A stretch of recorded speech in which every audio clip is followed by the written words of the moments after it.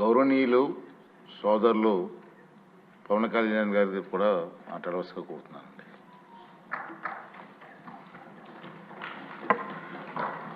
అధ్యక్షుల వారికి హృదయపూర్వక నమస్కారం.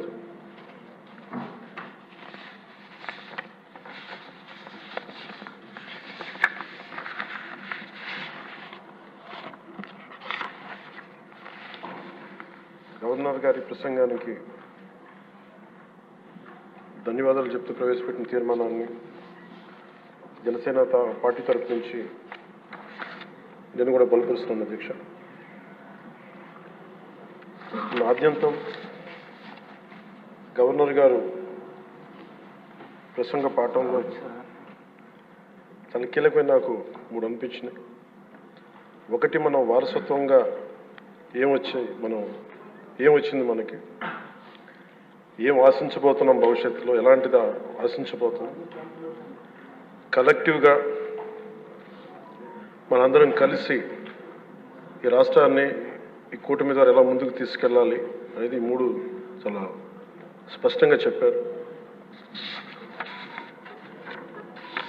గవర్నర్ గారి ప్రసంగంలో చాలా ప్రత్యేకించి చెప్పింది ముందస్తుగా ఆంధ్రప్రదేశ్ రాష్ట్రం ఏర్పడటానికి పొట్టి శ్రీరాములు గారి త్యాగ ఫలితం, తద్వారా భాషా ప్రయుక్త రాష్ట్రాలే ఏర్పాటు కావటం. అలాగే దానికి ఇంకొకటి నాకు అనిపిస్తుంది అధ్యక్ష, పింగళ వెంకయ్య గారు కూడా అంటే ముఖ్యంగా ఆంధ్రప్రదేశ్ నుంచి వచ్చిన పొట్టి శ్రీరాములు గారు కానీ, మువ్వెన్నెల జెండాను రూపొందించిన పింగళ వెంకయ్య గారు కానీ దేశాన్ని ప్రభావితం చేసే స్థాయి వ్యక్తులు. ఒకరి త్యాగం వల్ల భాషా ప్రయుక్త రాష్ట్రాలు ఏర్పడితే ఇంకొకరి రూపకల్పన వల్ల దేశానికి జెండా వచ్చింది. ఇలాంటి గొప్ప మహానుభావులు పుట్టిన నేల.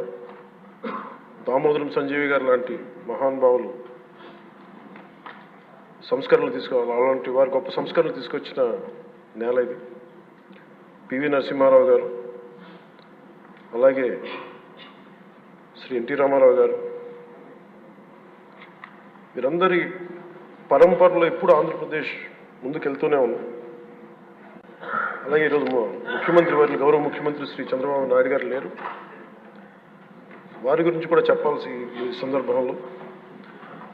ఆంధ్రప్రదేశ్కి ఎవరన్నా రావాలి అనుకుంటే ముందస్తుగా చంద్రబాబు గారు పాలన స్టార్ట్ చేసినప్పుడు, ఆయన ముఖ్యమంత్రిగా ఉన్నప్పుడు ప్రతి ఒక్కరూ మేము వచ్చి ఆంధ్రప్రదేశ్కి వచ్చి పని చేయాలి, ప్రతి ఐఏఎస్ అధికారి, ప్రతి ఐపీఎస్ అధికారి తపన పడేవారని నాకు ఢిల్లీలో చాలామంది ఐఏఎస్ అధికారులు చెప్పారు. అలాంటి అద్భుతమైన పాలన, ఛాలెంజెస్ని అధిగమించి ఆంధ్రప్రదేశ్ని అభివృద్ధి దిశగా తీసుకెళ్లారు. ముఖ్యంగా ఆయన బాగా నచ్చే అంశం నాకు ఆయనలో ప్రత్యర్థులను కూడా గౌరవించే గొప్ప గుణం. మొన్న ఈ మధ్యన మాకు చెప్తూ కూడా రాజశేఖర రెడ్డి గారి గురించి చెప్తూ ఆయన గురించి కూడా, ఆయన ఎంత ప్రత్యర్థి అయినప్పటికీ కూడా ఆయన గురించి కూడా మంచి వాక్యాలు చెప్పి ఆయన చేసిన మంచి పనిని కూడా చెప్పే సహృదయం ఉంది నారా చంద్రబాబు గారికి. వాటి నుంచి తీసుకోవాలి, మేము నాలాంటి వాళ్ళు నేర్చుకోవాలి, అలాంటి యంగ్స్టర్ మాకు కొత్తగా వచ్చిన వాళ్ళు నేర్చుకోవాలి. అలాగే కర్నూలు 1953లో కర్నూలు రాజధానిగా వచ్చింది. ఎప్పుడు మనకి ఇన్ని సంవత్సరాలుగా, ఇన్ని దశాబ్దాలుగా ఇంకా కొట్టుకుంటూనే ఉన్నాం. అన్ని రాష్ట్రాలు ఏర్పడ్డాయి, భాషా ప్రయుక్త రాష్ట్రాలు ఏర్పడ్డాయి. దేశం అంతా ఎవరికి రాజధాని వచ్చింది, ముందుకెళ్ళిపోయారు, అభివృద్ధి చెందారు. కానీ మన ఆంధ్రప్రదేశ్కి వచ్చేటప్పటికి కర్నూలు రాజధానిగా ఏర్పడింది. కాదని చెప్పి మళ్ళీ తెలంగాణలో కలిపారు. కొన్ని దశాబ్దాల తర్వాత మళ్ళీ విభజన జరిగింది. మళ్ళీ రాజధాని కోసం ఎత్తుక్కుంటూనే వచ్చాం. కింద మీద పడి 14 నుంచి 19 చాలా కష్టంతో ఒక రాజధానిని అత్యంత ఖర్చుతోటి నిర్మించే దశలో ఉండగా పరిస్థితులు అనుకూలించగా గత ప్రభుత్వం వచ్చింది. వాళ్ళు 3 రాజధానులు తీసుకొచ్చారు. ఎప్పుడు కూడా ఇన్ని సంవత్సరాలు, ఇన్ని దశాబ్దాలుగా మనకు స్థిరమైన రాజధాని అనేది ఒకటి లేదు. అది బేసిక్గా కేంద్ర బిందు ఒక అభివృద్ధికి, ఒక రాష్ట్రానికి. ఈసారి మటుకు చంద్రబాబు గారి ఆధ్వర్యంలో, గౌరవ ముఖ్యమంత్రి చంద్రబాబు గారి ఆధ్వర్యంలో ఇంకెప్పటికీ భవిష్యత్తు తరాలు ఇంకెప్పుడు ఏది రాజధాని, ఒక రాజధాని రెండా కాకుండా అమరావతి రాజధానిగా ఉండాలి, దాన్ని ముందుకు తీసుకెళ్ళాలి. దానికి మేమందరం సహకరిస్తామని ఈ సందర్భంగా మీకు తెలియజేసుకున్నాం అధ్యక్ష. అలాగే మనం వారసత్వంగా వచ్చింది మనం పొట్టి శ్రీరాములు గారి దగ్గర నుంచి, పింగళి వెంకయ్య గారి దగ్గర నుంచి మువ్వెన్నెల జెండా, భాషా ప్రయుక్త రాష్ట్రాలు వస్తే చెడు కూడా అట్లాగే మనం వచ్చింది అధ్యక్ష. మనకి గత ప్రభుత్వం మనకు అందించింది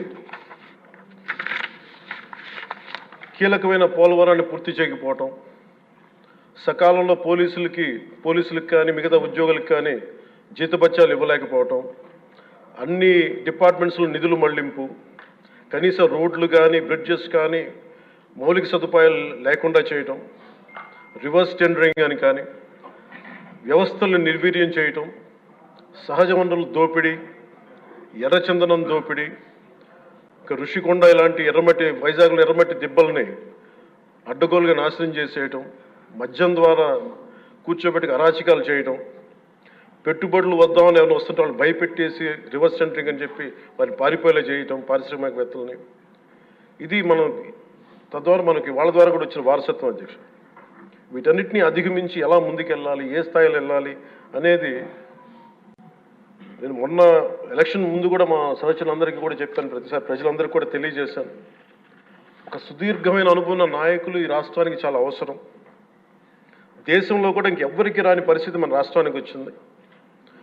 మనస్ఫూర్తిగా నేను అంతకుముందు ఏమి చెప్పాను, ఈరోజు కూడా అదే చెప్తున్నా అధ్యక్ష. 4 దశాబ్దాల సుదీర్ఘ అనుభవం ఉన్న శ్రీ గౌరవ ముఖ్యమంత్రి శ్రీ నారా చంద్రబాబు నాయుడు గారి అధ్యక్షతన, ఆయన లీడర్షిప్ కింద మేమందరం నేర్చుకొని, నాలాంటి వాడుగా నేర్చుకొని కింద పనిచేయడానికి, రాష్ట్రాన్ని అభివృద్ధి వైపు ప్రయాణం చేసేలా ముందుకెళ్ళడానికి సంసిద్ధంగా ఉన్నాం. మేము దాన్ని కట్టుబడి ఉన్నాం. ముఖ్యంగా లా అండ్ ఆర్డర్ చాలా క్షీణించిపోయింది. ఈ లా అండ్ ఆర్డర్ విషయంలో చూస్తే సాక్షాత్తు గౌరవ ముఖ్యమంత్రి గారిని దాదాపు అకారణంగా అన్యాయంగా 53 రోజులు ఆయన్ని ఒక ఫాల్స్ కేసులు పెట్టి జైల్లో పెట్టారు. అలాగే అధ్యక్ష, మీరు కూడా గతంలో మిమ్మల్ని కూడా ఎంత వేధించారో మా అందరికీ తెలుసు, సభ్యులందరికీ తెలుసు. నేను రఘురామకృష్ణరాజు గారు కూడా ఏ స్థాయిలో అనుభవించారో అందరికీ రాష్ట్రం అంతా తెలుసు. కానీ చాలా పెద్ద మనసుతోటి ఆయన వస్తే మీరు చాలా మనసు విప్పి నవ్వుతూ మాట్లాడటం చాలా ఆనందం కలిగించింది. మీ నుంచి మేము నేర్చుకోవాలి. ఎంత అంటే దాడి చేసిన, హాని చేసిన మీ పెద్ద మనసుకి సభాముఖం మీ అందరికీ మీకు ప్రత్యేకించి మీకు ధన్యవాదాలు చెప్తాను. మీ అందరి నుంచి మీ నుంచి స్ఫూర్తి తీసుకుంటాం. మీ నుంచి అంటే తిట్లు తిన్నా కానీ, దెబ్బ తిన్నా కానీ ఎంత సౌహృదయతో ఉండాలనేది మీరు చూపించారు. ఇంకొక యాంగిల్లో శ్రీ నారా చంద్రబాబు నాయుడు గారు నిన్న కూడా చెప్తా ఉన్నారు, వాళ్ళు మన మీద దాడులు చేశారు కదా అని చెప్పి ఈ రోజు మనకు 164 సభ్యులు ఉన్నారని చెప్పేసి, 21 మంది పార్లమెంట్ సభ్యులు ఉన్నారని చెప్పి మనం కూడా అలా చేయడం సహేతుకం కాదు. చాలా మనం యాజ్ పర్ సిస్టమే వెళ్ళాలి. నిన్న కూడా చాలామంది సభ్యులు మా మీద దాడులు జరుగుతూ ఉన్నాయి, మా మీద బెదిరిస్తున్నారు, ఈ రోజుకి ఓడిపోయి కూడా ఇంకా మన కూటమి సభ్యులందరి మీద బెదిరిస్తున్నారు అని అంటే, చంద్రబాబు నాయుడు గారు ఒకటే చెప్పాను, మనం అలాంటి వాటికి నేను విరుద్ధం. మీరు అలా కనుక కాదు, సిస్టమ్ని కాదని కనుక మీరు చేస్తే మీరు నాకు దూరం అవుతారని చెప్పి చాలా స్పష్టంగా చెప్పారు. అది నాకు కూడా చెప్పారు, అది మీకు కూడా వర్తిస్తుందని చెప్పి ఖచ్చితంగా చంద్రబాబు గారు చెప్తాను ఈ దృష్టిలో. ఖచ్చితంగా దాన్ని ఒళ్ళు దగ్గర పెట్టుకుని మేమందరం ఉంటాం sir. Will take your guidance very seriously and committedly sir.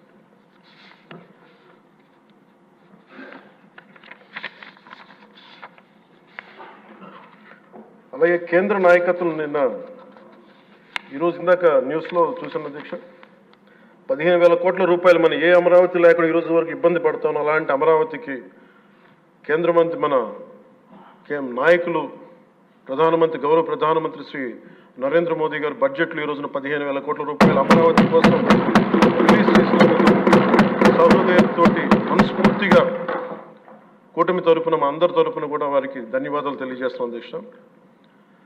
To Honorable Prime Minister Sri Narendra Modi ji, we are grateful to you, sir, for releasing the funds and will be eternally indebted to you, sir. అలాగే భవిష్యత్తులో అధ్యక్ష చంద్రబాబు గారు కూడా చాలా స్పష్టంగా చెప్పారు నిన్న,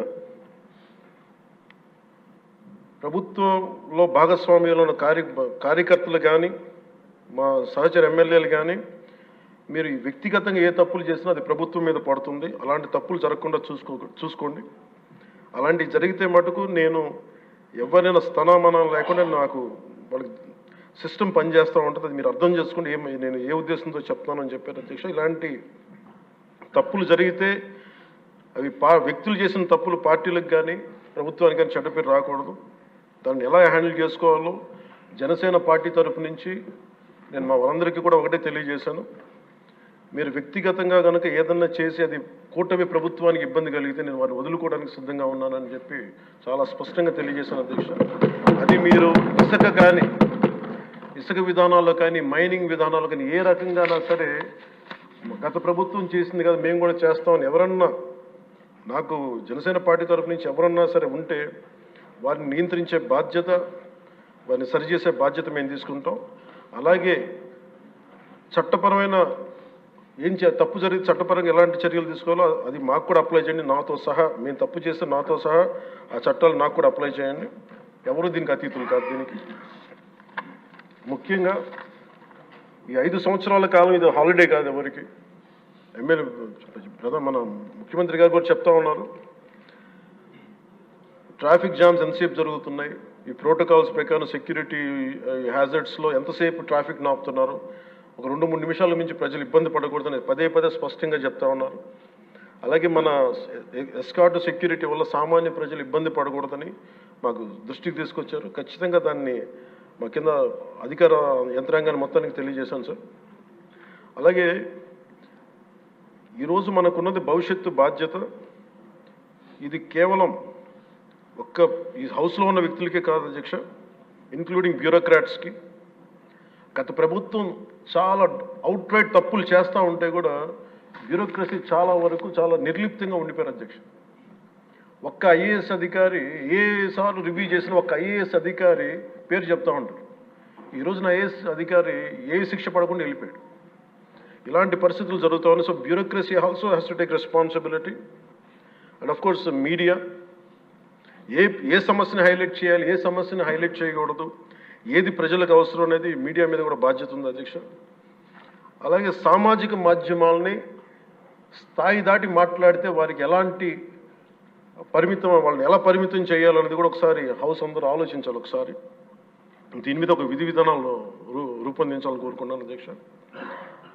అలాగే ముఖ్యంగా ఇక్కడ సభలో ఉన్న మా సహచర ఎమ్మెల్యేలు, గౌరవ ముఖ్యమంత్రి గారు, మేమందరం కూడా వీఆర్ ఆల్ కమిటెడ్ సార్. రాష్ట్ర భవిష్యత్తు కోసం, పునర్నిర్మాణం కోసం మేము సర్వం త్యాగం చేయడానికి సిద్ధంగా ఉన్నాం. తప్పులు జరిగితే వ్యక్తులు తప్పులు అవుతాయి కానీ పార్టీలు తప్పులు అవ్వం. సో ముగింపు వాక్యాలుగా అధ్యక్ష, కవి సామ్రాట్ శ్రీ విశ్వనాథ సత్యనారాయణ గారు చెప్పిన మాట ఒకటి అధ్యక్ష, అన్ని అనర్థాలకి మూలం మానవ ప్రవృత్తి హేతువు కానీ, వాని జాతి కానీ, కులం కానీ, మతం కానీ, ప్రాంతం కానీ కాదు. వ్యక్తులు చేసిన తప్పుల్ని దయచేసి వ్యక్తులకే ఆపాదించాల అధ్యక్ష, పార్టీలకు కాదు. అలాగే ఈ క్రమంలో తప్పులు చేస్తే విధి నీతిలో ఒకటి చెప్తారు, ఒక గ్రామం కోసం ఒక కుటుంబాన్ని, ఒక కుటుంబం కోసం ఒక గ్రామం కోసం ఒక కుటుంబాన్ని, ఒక రాజ్యం కోసం ఒక గ్రామాన్ని వదులుకోక తప్పదు. అలాగే నాలాంటి వాడు కూడా తప్పులు చేసిన అధ్యక్ష చాలా నిస్సందేహంగా నాలాంటి వాడిని కూడా శిక్షించాలి అధ్యక్ష. అలాంటి బలమైన సంకేతం ప్రజలకు పంపించాలి అధ్యక్ష. మేమందరం కూడా తప్పు ఎవరు చేసినా అది మనమే దాన్ని ముందుకు తీసుకెళ్ళకపోతే, నేను కూడా దీనికి సంసిద్ధంగా ఉన్నాను. నా ద్వారా ఏదన్నా తప్పులు జరిగినా, అవకతవకలు జరిగినా నా మీద కూడా చర్యలు తీసుకోవాలి. అది let it be any kind of issue sir. అది నేను నా వంతుగా నేను మీకు తెలియజేస్తున్నాను. I will be liable if I do any mistake as I uphold this as long as I hold this responsibility. అందుకని అందరం కూడా మేము దీన్ని స్ఫూర్తిగా తీసుకొని గౌరవ ముఖ్యమంత్రి శ్రీ చంద్రబాబు గారికి మీ అపారమైన అనుభవం రాష్ట్రానికి చాలా అవసరం. మేము మీకోసం అహిర్నిశలు ఈ రాష్ట్రాన్ని తిరిగి గాడిలో పెట్టే వరకు మేము ఎప్పుడు కూడా మీ కనసాయిగల్లో పనిచేస్తాం అని తెలియజేసుకున్న గౌరవ ముఖ్యమంత్రి గారికి నాకు అవకాశాన్ని ఇచ్చిన సహచర మా మంత్రివర్గానికి సభ్యులకి గౌరవ సభ్యులకి గౌరవ సభాపతి గారికి గౌరవ ముఖ్యమంత్రి గారికి మీ అందరికీ చేతులెత్తి నమస్కారం.